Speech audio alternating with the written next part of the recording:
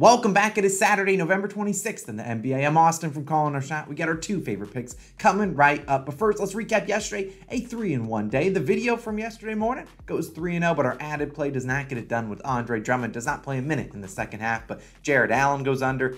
RJ Barrett goes under sweaty despite overtime, goes like 6 for 22 from the field. And Tobias Harris hits his over in the third quarter. We will take that. We only have 4 games on today, so we're only going to put 2 picks here. I mean, even one of them, we don't even have a line just yet, so you'll have to check the pin comment a little bit later. But our parlays and player props for the NFL Week 12, a crowd favorite. That will be live later on this evening. I'll post the plays early for our All-Stars. If you want to support the channel, go click the join button on the channel as well. And it's Saturday, so our college football is on all day long. I'm already 1-0 on college football as the Florida Gators covered last night. Despite the comment section saying the Noles were free money, the Gators do get it done plus the 10 points. I'm on an 8-1 run in college football. Now, as a side note, merch might be coming soon. I'm just saying, it might be coming on Monday. We'll see exactly when we release it. You guys will know. But this is one of the products that we're releasing. You'll see it in a little bit. Raptors plus 2.5. That's our first pick of the day. Minus 105 on DraftKings. Now, yes, this is a spread pick. We don't do a lot of these, but I hate the Raptors today, and we don't have a lot of player props to choose from this morning. So I'm going to take the Raptors because I think they got a good chance of not only covering this, but also winning outright, which is probably what they're going to need to do. But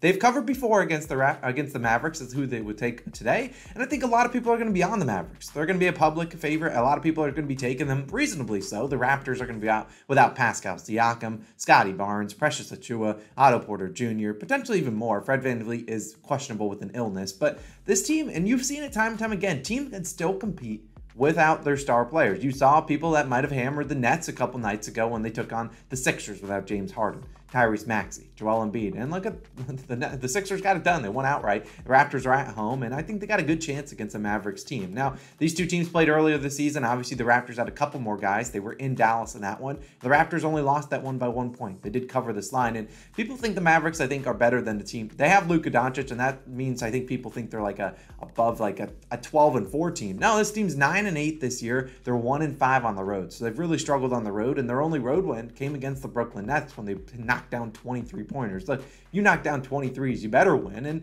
the Raptors are going to make life tough on Luka Doncic. Wouldn't surprise me, if Luka goes over his numbers just because it's Luka Doncic and his usage rate is 900%. But they're going to make it tough on him. They're going to throw double teams at him, make other guys knock down shots. And are the Mavericks supporting cast going to knock down shots? I don't know. This supporting cast hasn't showed up on the road all year long. Mavericks, a league worst, 4-12-1 against the spread, just in general, not just on the road. I believe they are 2-4 on the road, though. And the Mavericks have beaten the Raptors 4 straight times. I don't know if Matt goes to 5 straight, but all the 4 wins have been close. It's been by a combined 17 points. So what? Beating them by a little bit over 4 points on average every single time they've played the last 4.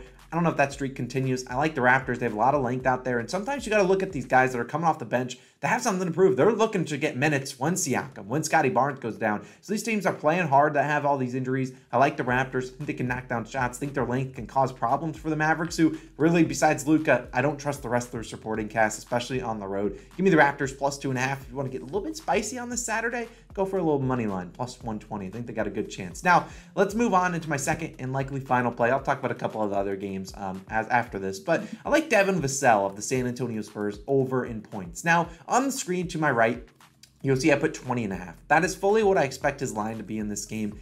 Rarely do we see Vassell go up to 21.5. If it goes down to 19.5, sign me up. Now, before I get into why I like this, if you do see a line, let me know. Now, if you check the pinned comment first, I might have already updated you with the line that we get. Obviously, both these two teams are going on a back-to-back, so the lines are going to be a little bit slow to come out, but Vassell should be out there and playing pretty well as the San Antonio Spurs back at home taking on the Lakers. And obviously, just check the pinned comment. You'll know exactly what line I'm taking. If they throw them up to 23.5, I'm not taking it. But I imagine it's 20.5, maybe 21.5 at the most. But let's talk about Mr. Vassell. Now, look, the Spurs back at home, 3.5-point underdogs. The over-under is 230.5.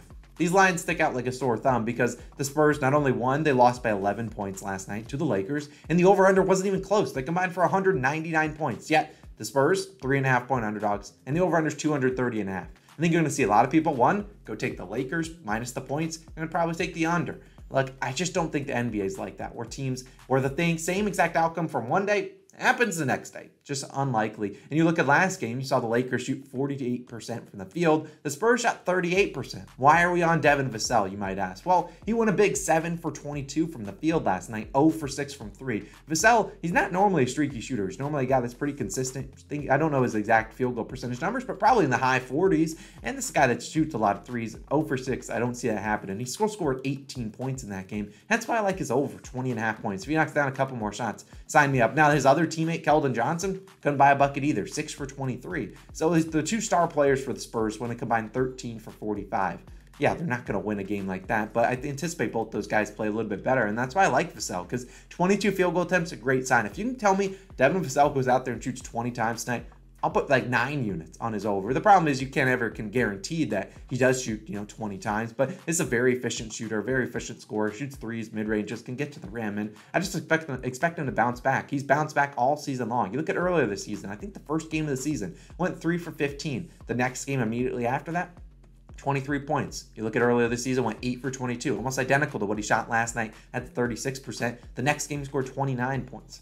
Game he went through 6 for 17. The next game 22. Game he went 3 for 11, 27%. He scored 21 points the next game. Look, so on and so forth. This guy that normally bounces back. I know some people don't like the bounce back pendulum swinging things, but Vassell's very good. And for a game that I expect the Spurs to potentially win this one outright and it be a higher scoring game, I think Vassell has to play pretty well, and he's going to shoot 15, 20-ish times tonight. If he shoots 22 times, we should be fine. But I just like the Spurs. I think the San Antonio Spurs have a good chance of winning, but I'd rather just take Devin Vassell's prop. I anticipate it being at 20.5. If the line is different, we'll reevaluate, but I'd probably still take it at 21.5 if the line does change a lot. But we'll update you down and below in the pinned comment, so definitely check that out. Hopefully we get a good line. Hopefully by lunchtime we have a line for Vassell, maybe even earlier. We'll exactly see. I don't anticipate him being rested on a back-to-back. He's a pretty young guy. Now, those are my two plays of the day. Saturdays and Sundays are a little bit weird in the NBA. We'll have maybe three plays tomorrow, but the weekends are always weird, so I don't want to force any more plays. And I look at another game like the Thunder Rockets. You got two teams on a back-to-back here. I don't trust the Thunder at all. I saw a tweet that said that their head coach said, no, we're not going to rest any guys. Yeah, I don't buy it. The Thunder are always resting guys, and they always play a guy for the first half, rest them the next. I just can't do it. Can't. SGA is probably not a bad bet. It's against the Rockets. Maybe SGA. I saw his line at 29.5 on Underdog. It's going to be a very popular play. I'd probably bet my house that we see 99 people on Twitter or on YouTube and whatnot taking his over. It wouldn't surprise me if it goes under. I don't want to touch that game. There's too many variables there, but if I had to touch one, SGA's over would be not a bad play. Rockets don't play any defense, but it's a back-to-back. It's a little bit weird. Jazz versus Suns. We've talked about Devin Booker hating the Utah Jazz. Now we see if Chris Paul's back. I don't really want to force a play into that one. I don't really like betting on a lot of Jazz players. You haven't really seen me take many Jazz player props. I know Lauri Markkanen. I've been watching. Lauri Markkanen's looking good, but the rest of the supporting cast, I just don't trust them. You got guys that come in. Colin Sexton can have a good game. Then Malik Beasley. You just never really know with the Utah Jazz, which is why I don't bet on them a lot. And then you'll see the Suns. I don't mind Devin Booker's over, but I don't really want to force a play. You'll see Chris Paul coming back. I think if Chris Paul is back, that probably helps Devin Booker a little bit more, but it should be a fast-paced game. I don't mind a Devin Booker over if you got like 26.5 or 27.5 points. You should be able to get that done. But as always, it's time to shout out our COS All-Stars. Appreciate you guys for supporting the channel. We got a couple new ones. We got My Creations. We got Mark Reynolds. We got Aim High, Jamari Lockett, Jaquan Wilson. We got Fortune, James Kim, Ray, and All Things Purnell. We appreciate you guys so much for supporting the channel. We can't do without you guys. So if you want to support the channel, go down below. Click the join button. If you haven't hit the subscribe button, do that too. Click that like button too. As a reminder, we have our NFL parlays and player props video live later tonight. We also have our NFL Week 12 best bets video, 3 favorite spread picks, already live on the channel. Boom, it's right there. College football favorite picks, also live on the channel. Go check those out. Appreciate you guys as always. I'll update the pinned comment with Devin Vassell's number. Let's have a 2-0 day. We'll see you guys back again Sunday morning. Let's keep it moving. See you guys then. Peace.